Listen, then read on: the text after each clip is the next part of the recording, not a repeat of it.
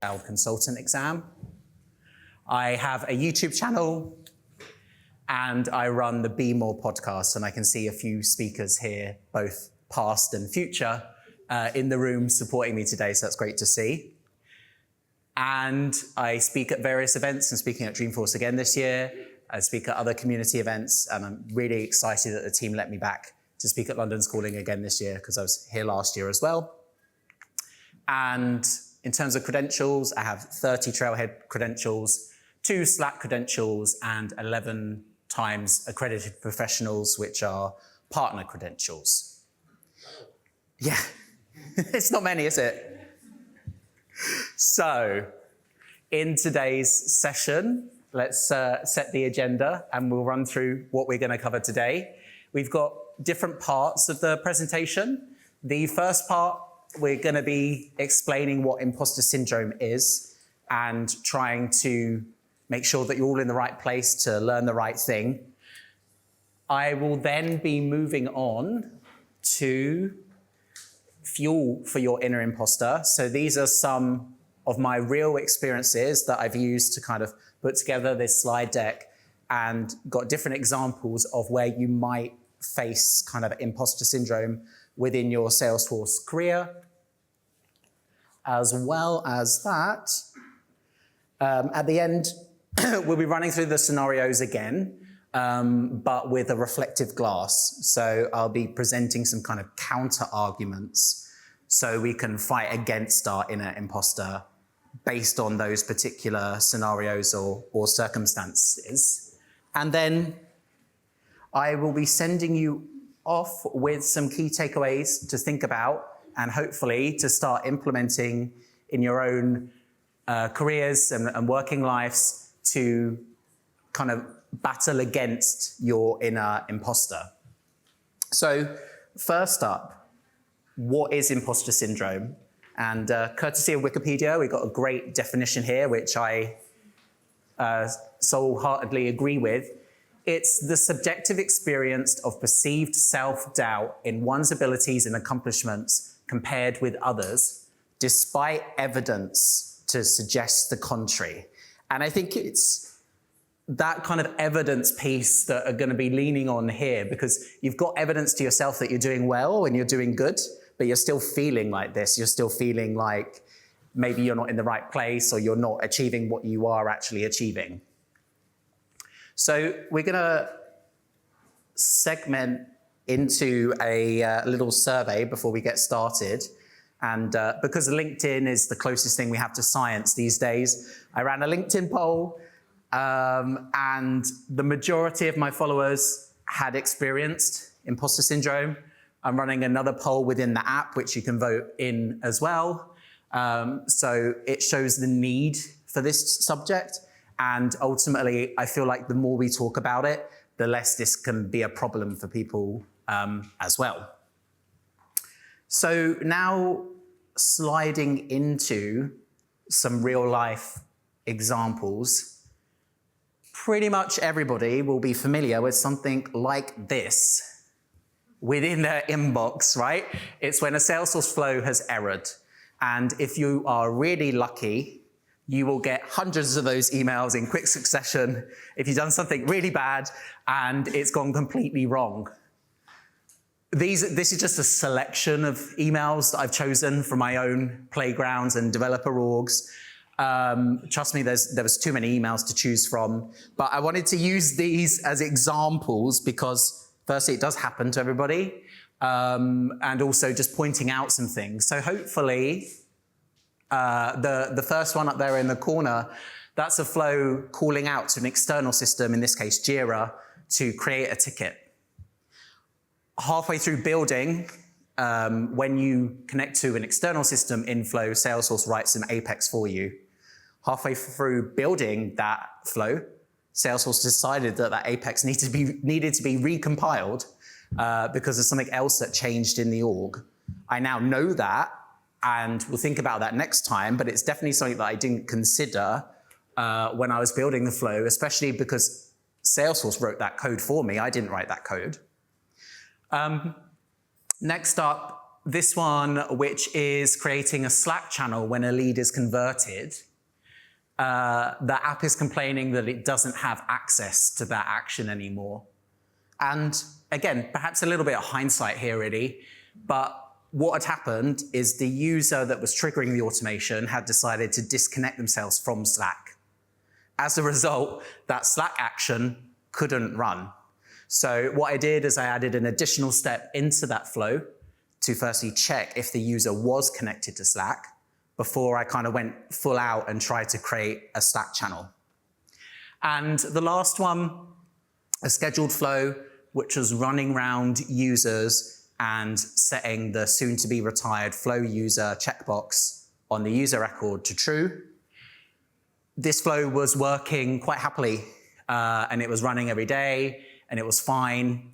And then somebody decided to introduce a guest user into my org. Guest user can't have that checkbox ticked. And then the flow started to error. So now I will always consider when I'm building my user flows to ignore guest users because they work in a special way. And then there's some kind of system process automation users in the background as well. So at the time felt a little bit like an imposter, but was kind to myself, used it as an opportunity to learn and reflect and basically not make these same errors again. Next up, we have Salesforce certifications. This is an actual screenshot from my web assessor. I wasn't able to fit all of them on the screen. There was too many failures to show you. But yes, I have 30 certifications, but I failed quite a few as well. So I just kind of wanted to throw that out there. On LinkedIn, sometimes it feels a little bit toxic, all these people posting about their certifications and look, I've achieved another one. Nobody posts about their failures. I wish people did post about their failures because we can learn from them and we can help each other. So the whole kind of connotation of that is, as a result, you can feel a little bit like an imposter. The good news is all of these I then went on to retake and pass apart from B2C Solution Architect because I don't speak Marketing Cloud, so I don't know why I tried it in the first place. But, you know, it does happen, right? And can't stress this enough. There are more than what I could fit on the slide. Next up, public speaking. And I guess key point here really is speaking to a room of strangers can be intimidating. You might be concerned, you might kind of be overwhelmed, you might not have any friendly faces in the room to kind of turn to and look at to kind of ease your worries. And as a result, you can be kind of a million miles an hour in your head thinking, actually, does this outfit look okay? Like, what if I fluff up? The good thing is I have actually fluffed up. There you go, there was another one. And that was totally planned. So yeah, you might be thinking, what if I fluff up?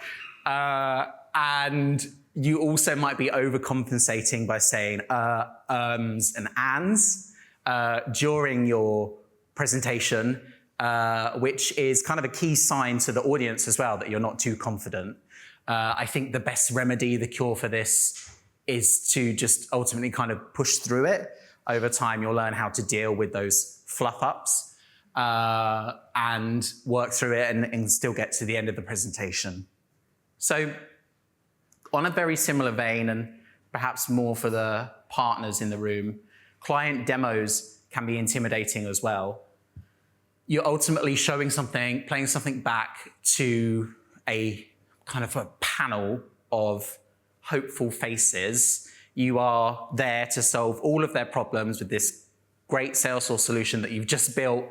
And that in itself can be intimidating. They're ultimately paying you for your time. And this might happen in person, it might happen virtually. But if it is happening virtually, you then have the additional layer of, there'll always be somebody on the call that's trying to talk and they'll be on mute. You'll also maybe need to double check that you're sharing the right screen and you're not showing the fact that your Slack is blowing up in the other screen and your notifications are off, please. And something might go wrong, does go wrong. You're demoing this great flow that you've built or something, and you'll get a great big red error message, and you might start to panic and feel a little bit like an imposter. If that does happen, make a note of it, plan to come back to it, move on to the next point, and ultimately go away, fix it, and show it in a later demo. It's not the be-all, end-all. Don't let it take you off the path that you're on. And next up, we have the great unknown. And this sounds really ominous and scary, but put it into context for you all. It's ultimately when you're using a new feature or product that you haven't used before. So you don't necessarily, and I'm really leaning in with the metaphor on this one, you don't know the path ahead. It's not clear to you. You don't know how you're going to get from where you're at to the end goal because you can't see the way forward and you don't necessarily have a clear way to kind of get there. As a result of this can be fueling your imposter, and you can be kind of doubting yourself. Maybe you're building something and it's erroring, and you might be thinking, is it actually supposed to work this way? Like, is Einstein activity capture actually supposed to do this? Or is it me? Am I doing something wrong?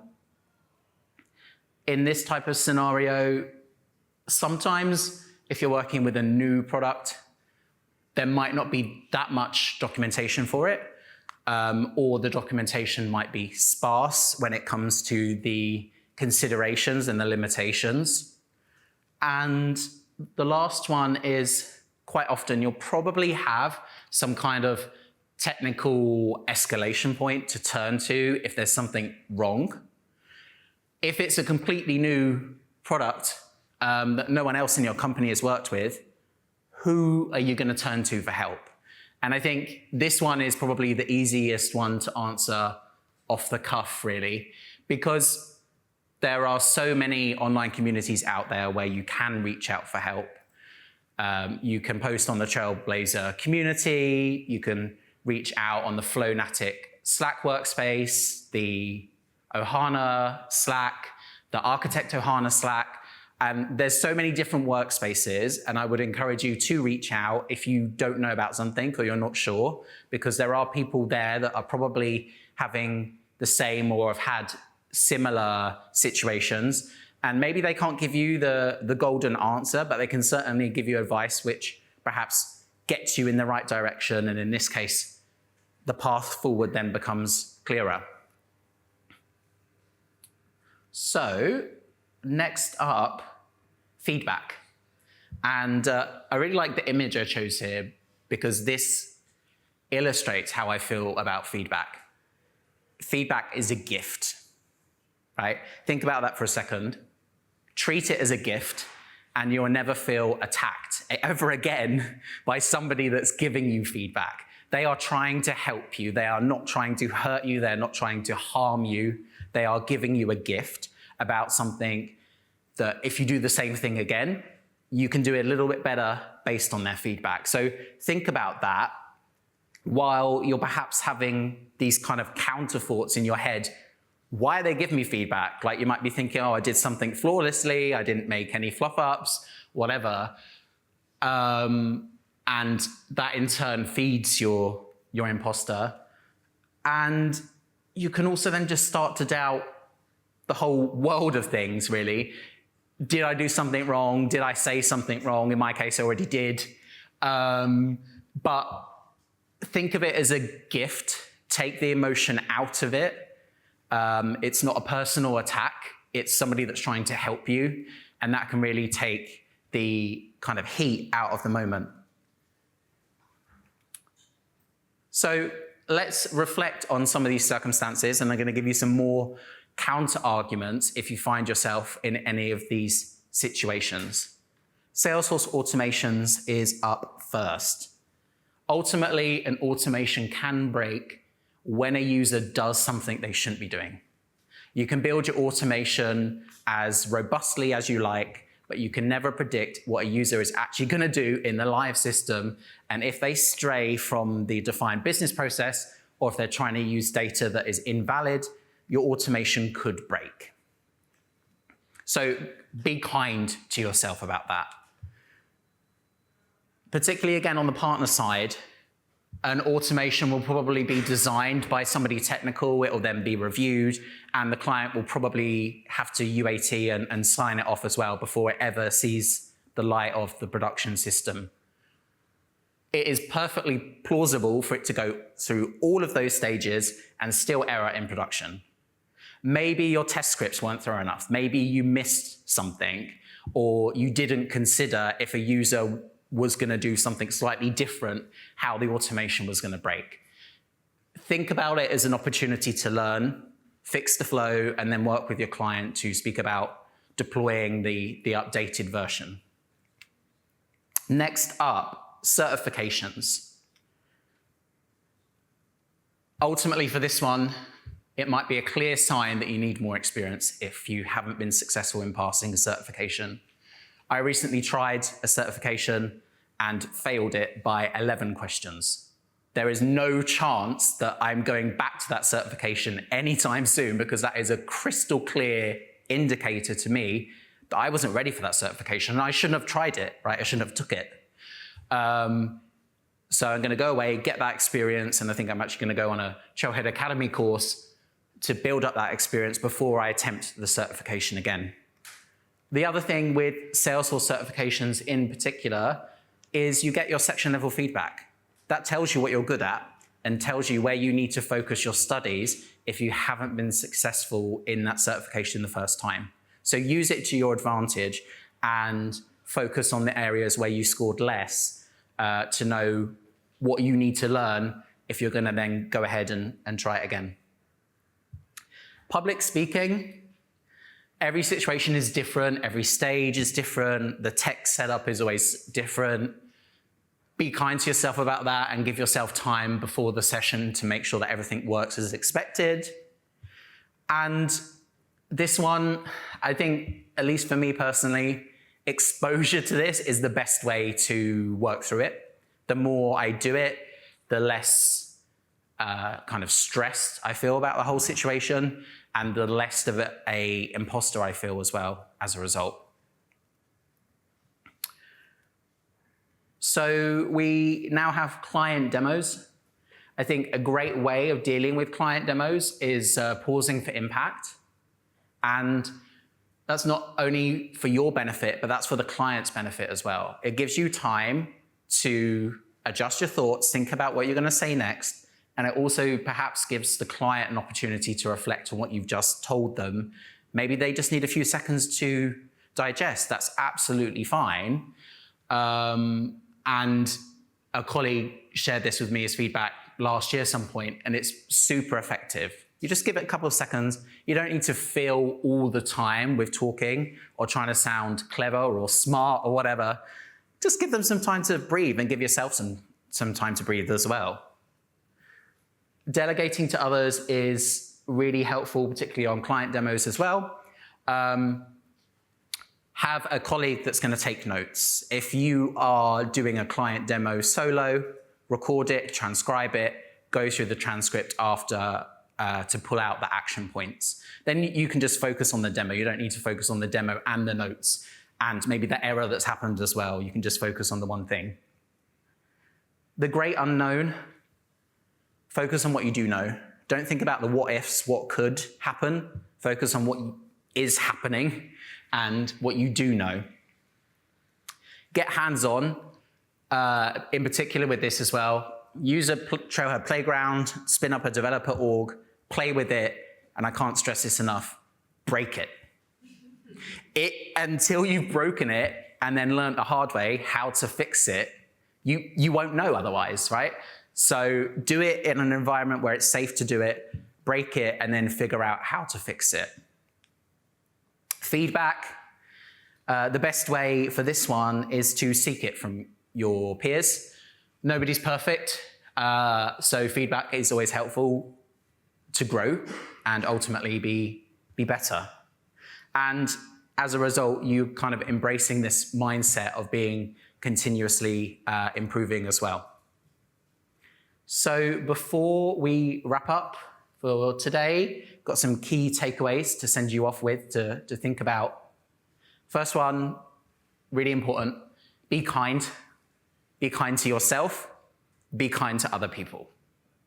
That in turn is going to kind of make that imposter a little bit smaller when we're talking to each other the right way. Support others as well. If you see others struggling, don't ignore them, give them help. Or if you don't have time to give them help, signpost them to somewhere where they can get help. Maybe it's a community, a Slack workspace, something like that to kind of get them on the right direction. Give feedback constructively because then others can learn from that feedback and it's not passive or aggressive, it's just right. And normalize failure. If you fail an exam, post about it. You might get people that will be like, oh, have you tried this study resource? Or I can see you're struggling in this area. Maybe have you done this trailhead? You don't know until you ask the question and you're honest about your failures. And last one, let go of perfection. Stop trying to achieve for something that's not possible. You're setting yourself up to fail immediately if you're doing that. So let it go and deal with kind of good enough instead. So that brings us to time, and as usual, I've spoken through any opportunity for Q&A. If you do have questions, you can post them in the app, or you can connect with me on social media at CRMTom92, on X, LinkedIn, and YouTube. So lastly, thank you everybody for your time today and the event for having me back. And also all of the sponsors for supporting today's event as well. It wouldn't be possible without all of those. So thanks.